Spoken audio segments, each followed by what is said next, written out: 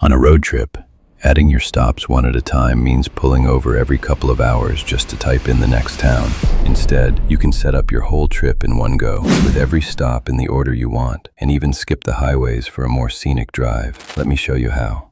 Open Google Maps, search for your final destination, and tap the Directions button. To add the rest of your stops, tap the three-dot menu in the top right corner and tap Edit Stops. The moment you tap it, your destination appears in a list, and an empty box pops up labeled Add Destination. Whatever sits at the bottom of that list is your final stop. So type your next town into that empty box and select it. It'll land at the bottom. Then, grab the three little lines next to it and drag your stops into the order you'll actually drive. Keep going for every stop on your trip. Type it in, then drag it into place. You can add up to 9. Once your stops are in the right order, tap Done. Now the road trip trick.